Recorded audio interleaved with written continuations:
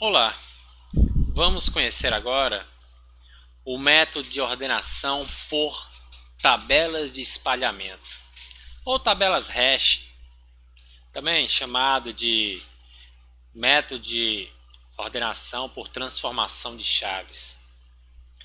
Vamos lá? Esse será o último algoritmo de pesquisa de dados que vamos estudar nessa disciplina.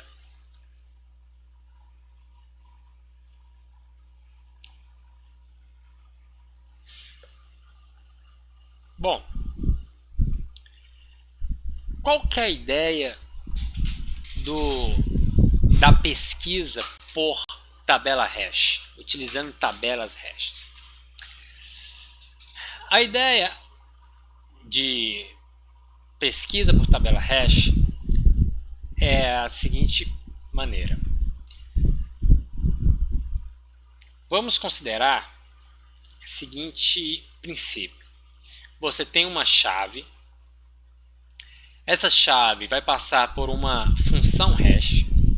Uma função hash é uma função matemática que vai pegar essa chave e vai transformar isso em um código que vai representar uma posição de uma tabela. Então, vamos supor que essa tabela hash que estamos falando aqui, tá?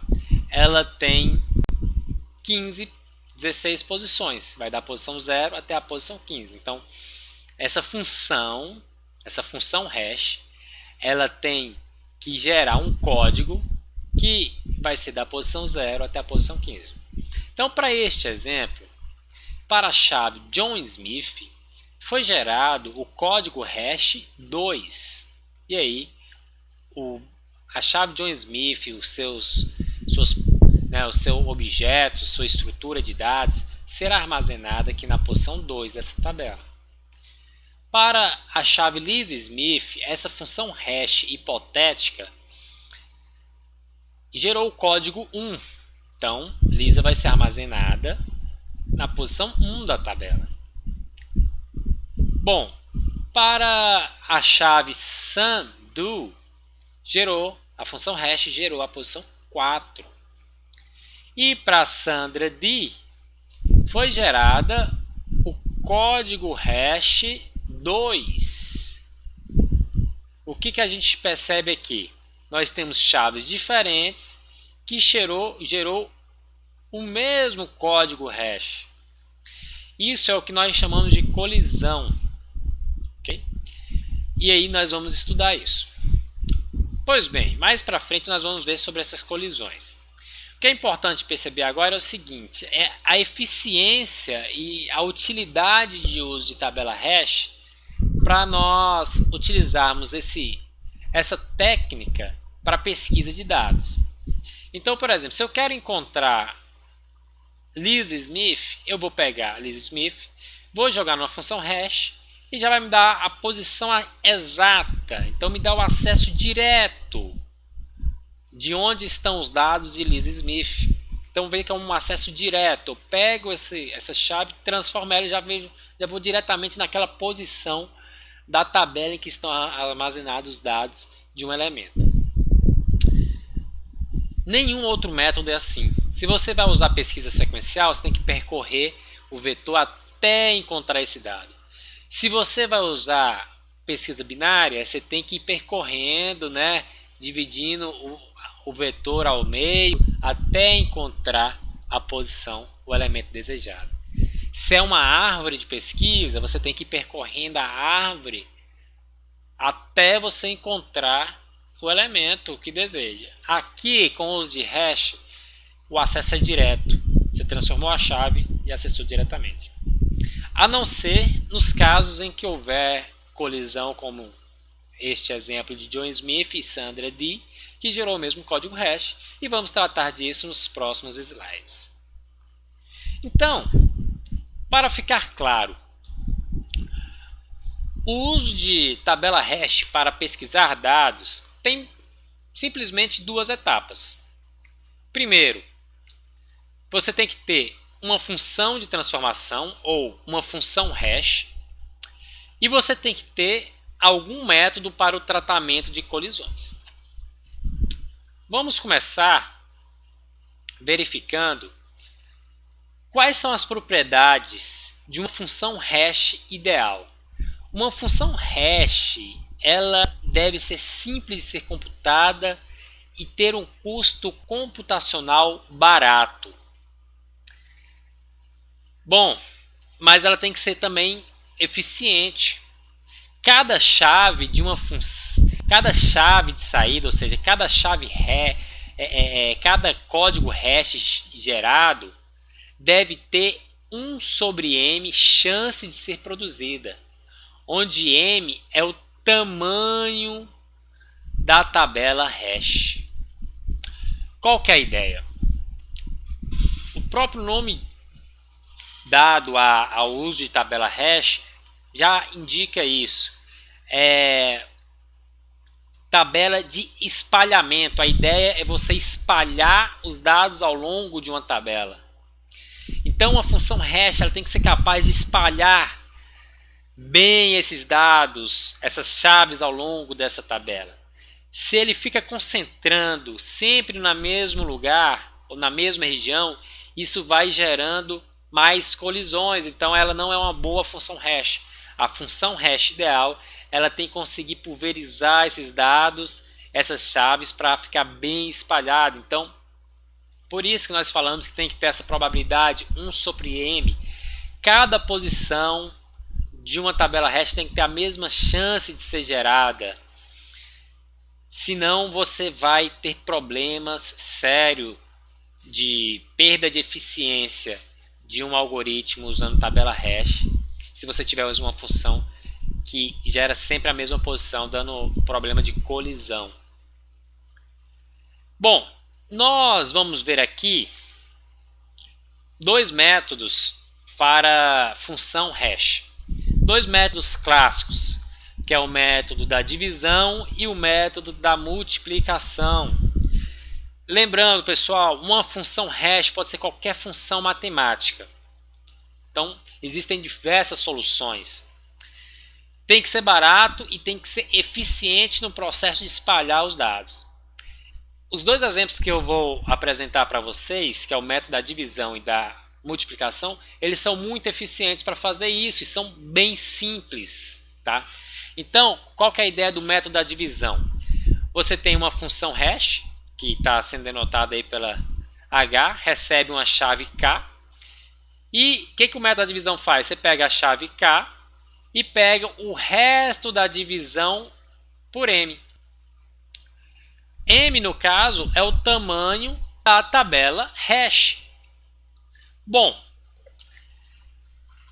é muito simples, é isso. A função hash, uma função hash eficiente e barata, é a função usando o método da divisão. Uma linha de código você resolve isso. Entretanto, tem alguns detalhes, tá? O tamanho da função hash, o tamanho da tabela, o valor de m, influencia na eficiência dessa função pelo método da divisão. Então, o Cormen, no livro do Cormen, é recomendado evitar que m seja potência de 2, pois quando você tem m sendo potência de 2, no cálculo desse resto de divisão, vai diminuir a capacidade de espalhamento desta função. E ele também recomenda que m deve ser um primo, então deve ser um número primo, distante de uma potência de 2. Então, o que é recomendado, pessoal? No momento de você utilizar uma tabela hash com função hash utilizando o método da divisão, você deve considerar qual que vai ser o tamanho da sua tabela hash. Então, nós vimos que não deve ser uma potência de 2 e deve ser um primo distante de uma potência de 2. Então, a potência de 2 aqui, ó, eu estou mostrando uma lista de potência de 2 até 1024. Lógico, você vai até o infinito. Mas Só para ilustrar, você vai ter lá, né? 2, 4, 8, 16, 32 e assim em diante. E os números primos aqui está mostrando todos os primos dessa tabela até 1000. Então vamos supor que você precise de uma tabela hash que tem entre 500 e 1000 posições. Então uma boa ideia é você pegar um primo dessa tabela aqui que fique distante entre 500 e 1024. Então o interessante é que esteja ali mais ou menos 725 ou 750. Então, por exemplo, um valor como 727 pode ser uma boa, como 733 pode ser uma boa, 751 pode ser uma boa ideia se você quer ter uma tabela hash, né, nessa quantidade de elementos. Então, isso deve ser observado ao utilizar o método da divisão, pessoal. A escolha de um tamanho de tabela hash ruim vai te dar resultados ruins no seu algoritmo de tabela hash, vai te dar mais colisões. O método da multiplicação também é muito simples e tem uma vantagem em relação ao método da divisão. O método da multiplicação é expressado por meio dessa fórmula. Então, uma hash recebendo uma chave K vai ser igual a... Vamos analisar aqui essa parte de dentro primeiro. Vai ser igual ao módulo de A. Então, A é uma constante de 0 até 1 por 1. Então, o módulo de A por 1, sendo que A é uma constante de 0 até 1. E eu vou multiplicar essa chave com o resultado do resto da divisão de A por 1. Então é lógico, o resto da divisão de A por 1 vai ser um valor entre 0 e 1, já que A é um valor entre 0 e 1. Bom, e aí eu vou multiplicar isso aí por K. E depois eu vou multiplicar o resultado disso aqui que está entre parênteses por M. M é o tamanho da tabela hash. E eu vou pegar, arredondar para baixo o resultado disso aqui. Então esse símbolo aqui, um L e um L ao contrário, representa arredondar o valor para baixo. Ok? Qual que é a vantagem do método da multiplicação em relação ao método da divisão? O M pode ser um valor qualquer. Você não precisa preocupar que o M seja um número primo. Você não precisa preocupar que ele seja uma potência de 2, não seja uma potência de 2, não seja um primo próximo a uma potência de 2. Você pode escolher qualquer tamanho de tabela, qualquer valor para M. Entretanto, os matemáticos sugerem que o A seja... O valor de A vai influenciar a eficiência do método da multiplicação. Então, o valor de A recomendado é a raiz de 5 menos 1 sobre 2, que vai dar esse valor aqui. 0,618 e aí vai. Então, esse é um valor de A recomendado na literatura como sendo um valor de A eficiente para você ter uma boa função de espalhamento. Certo? Então, podem utilizar métodos simples como esses dois, observando esses detalhes. E aí você pode fazer a seguinte pergunta: mas professor, se a minha chave for uma string, é muito simples resolver. Você vai considerar a codificação da tabela ASCII ou a codificação de uma tabela, a tabela de codificação de caracteres usada na linguagem de programação que você for utilizar. No Java, por exemplo, o Uncode. Tá? Então, usando o exemplo da tabela ASCII, você tem aí a chave José. Bom, eu vou precisar passar isso para uma função matemática, então eu tenho que passar um número, não dá para eu passar José. Então eu posso pegar e somar os códigos ASCII de cada caractere. Então o J é 74, o O é 79, o S é 83 e o E é 45. Eu somo, dá 281. Para Maria eu faço a mesma coisa e dá o valor 362. Então é uma forma de você resolver isso. Quando você tem uma chave que é uma string, você resolve dessa maneira. Bom, agora a gente pode ter o seguinte problema, tá? A gente pode ter situações que anagramas vão provocar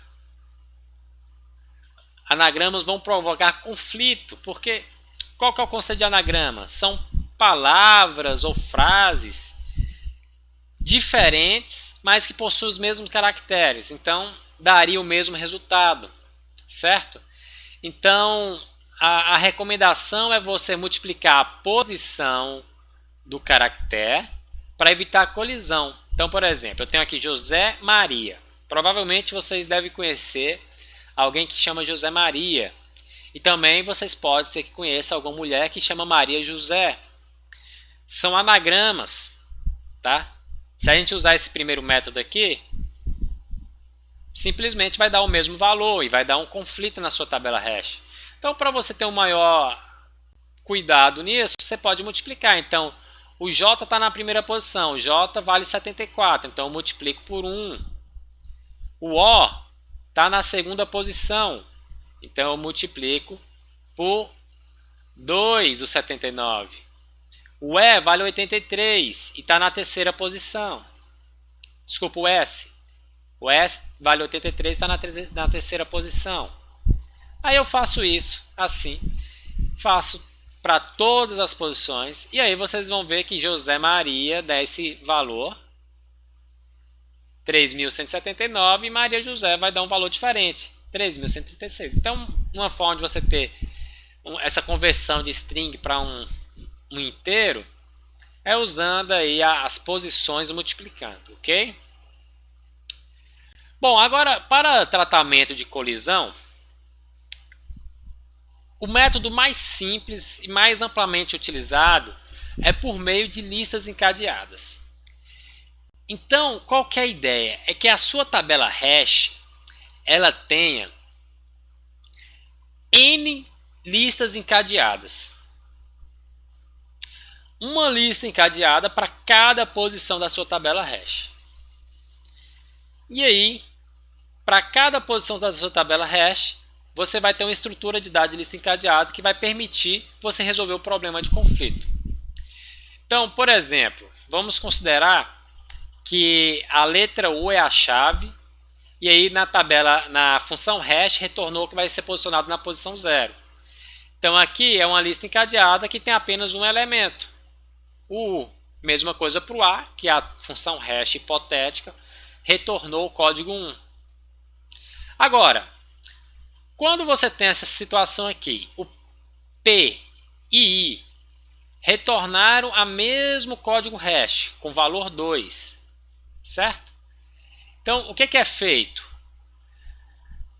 Aqui a gente tem uma estrutura de lista encadeada, em que P tem um ponteiro para I e o I tem um ponteiro para nil, ou null, indicando que chegou no final dessa lista encadeada. Então, se você vai fazer uma pesquisa, eu quero encontrar o elemento I, você vai jogar I na função hash, ele vai te retornar a posição 2, vai verificar. I é igual a P? Não. Então eu vou olhar o próximo. I é igual a I? É verdade, então achei. Então, lista encadeada é uma solução simples para você resolver problema de colisões. Ok? É lógico. Se você passa a ter vários elementos em uma lista encadeada, você vai diminuir a eficiência do algoritmo, porque vai ter que fazer mais comparações. Se a sua tabela hash está mais ajustada ao tamanho dos dados que você tem, você vai ter um resultado melhor, porque o acesso vai ser de fato direto. Vamos fazer um exemplo prático. Vamos considerar que você tem uma tabela, um cadastro de cliente de uma loja. E aí você tem aí o Pedro, né, tem o seu código e tem o telefone do contato dos seus clientes. E aí você tem o Pedro, a Maria, o João e a Lúcia. O Pedro, o código é 14. Joga o código hash. E olha só, eu estou usando a função hash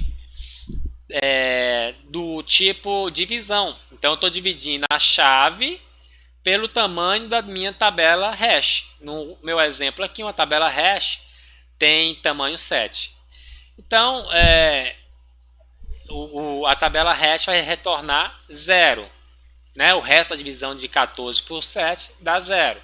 Então eu coloco que Pedro tem o código 14, vai ser posicionado aqui. Faça a mesma coisa aqui para Maria, que tem o código 3. A tabela hash vai dar a posição 6.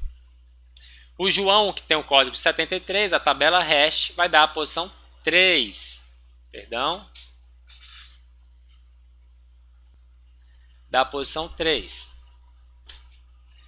Bom, e aí por último, Lúcia, que tem o código 28, o resto da divisão de 28 por 7 também é 0, então deu uma colisão aqui, deu uma colisão do código 28 com 14, os dois deram código 0.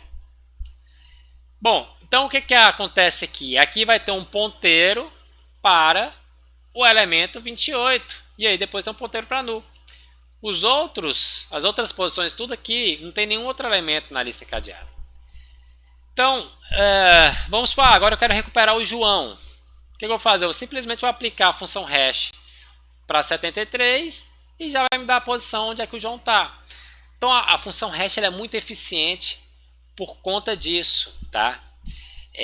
Pelo acesso direto que ele nos proporciona. Isso faz com que, no melhor caso, a função hash tenha custo de 1, é um custo constante, certo? Você vai acessar aquele primeiro elemento ali. Então, esse aí é a análise tanto para pesquisa, inserção e remoção, ok?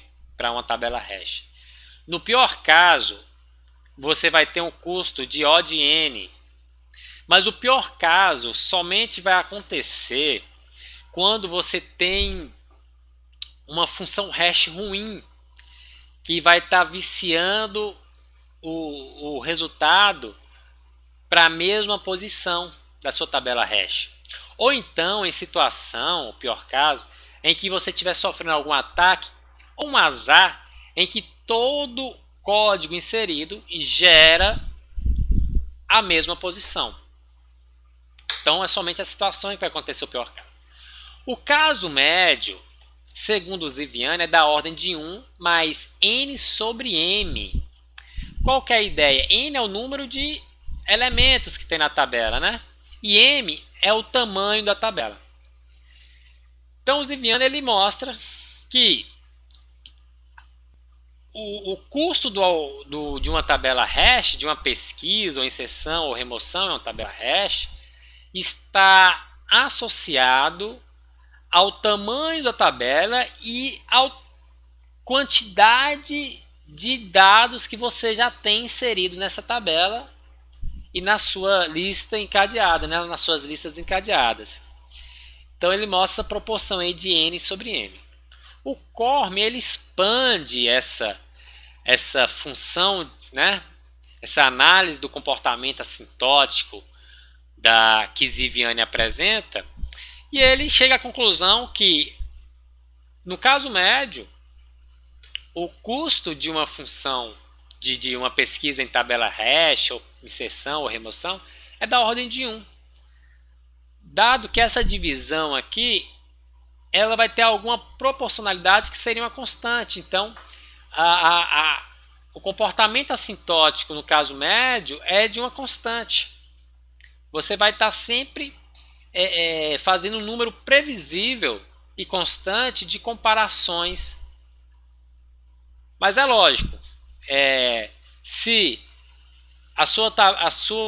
o tamanho da sua tabela passa a ficar muito pequeno em relação ao conjunto de dados inseridos, a sua tabela hash vai ficar menos eficiente.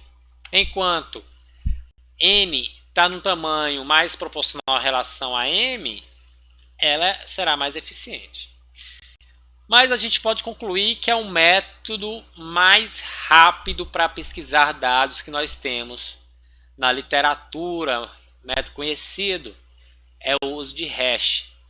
Nenhum outro método vai superar a eficiência para se pesquisar dados como o uso de tabela hash.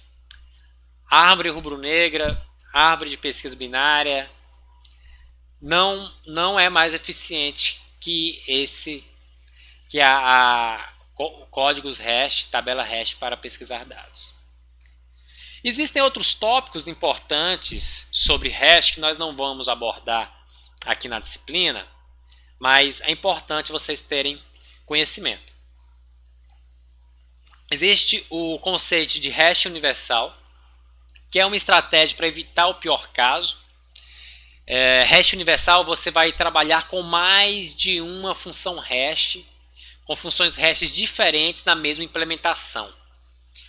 O objetivo é evitar ataques que vai tentar gerar sempre o mesmo código hash, ou evitar mesmo o azar da sua função hash estar gerando sempre o mesmo código. Então a hash universal, ela trabalha a ideia de evitar o pior caso da tabela hash.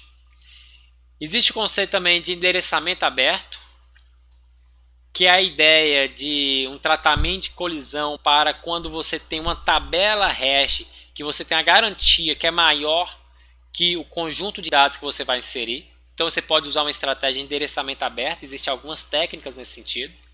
Isso evita o uso de lista encadeada, então você vai ter um ganho de espaço, você vai reduzir o espaço gasto pela sua tabela hash, já que você vai evitar o uso de listas encadeadas.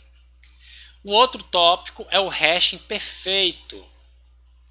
O hash perfeito visa tirar o máximo de eficiência de uma tabela hash, evitando qualquer colisão. Só que somente é aplicável para contextos em que você tem um conjunto de chaves estáticas, que você não tem novas chaves a ser inseridas em uma tabela hash. Então isso é para situações como, por exemplo, as palavras-chave de uma linguagem de programação, ou então os diretórios de um DVD. Então vai ser aplicado para cenários estáticos. O interessante de hash, pessoal, é que nós conhecemos aqui hoje que é um método muito eficiente para pesquisa, mas hash é amplamente usado em várias outras soluções. Por exemplo, o dígito verificador do seu CPF ou da sua conta bancária é o resultado de uma função hash. Então você consegue rapidamente verificar se o número de um CPF é válido simplesmente jogando um número de CPF em uma função hash. Você também pode utilizar, também é amplamente utilizado, hash para verificar a integridade de dados. Isso em protocolos de rede é amplamente utilizado. Provavelmente quando você for fazer download de algum arquivo, você já pode ter observado o checksum, né? Que é o código gerado pelos algoritmos MD5, SHA-256 ou outro algoritmo da família SHA, que são algoritmos que geram uma string de tamanho fixo para códigos hash, para entradas diferentes, gera uma string de tamanho fixo. Então é amplamente utilizado para verificação de integridade de arquivos, né, de instaladores que nós encontramos. Hash também é amplamente utilizado para segurança de senhas, pessoal. Quando você vai desenvolver um sistema, não é recomendado você salvar a senha de forma literal no banco de dados do seu sistema. Porque se seu sistema vazar, você está expondo a senha dos seus usuários. Então o que é feito? Você pega a senha do seu usuário, joga uma função hash, pode ser um MD5, pode ser um SHA-256, e você vai guardar esse código hash. Se por acaso seu banco de dados for violado, as senhas dos seus usuários estão protegidas. A pessoa não vai conseguir pegar aquela senha e entrar em um sistema. Então, hash é um conceito amplamente utilizado e muito interessante. Bom, então as nossas referências foram aí o livro do Cormen e do Ziviani. Continuo à disposição aí no meu e-mail, nos fóruns e as monitorias com os nossos alunos. Muito obrigado, bons estudos e até a próxima.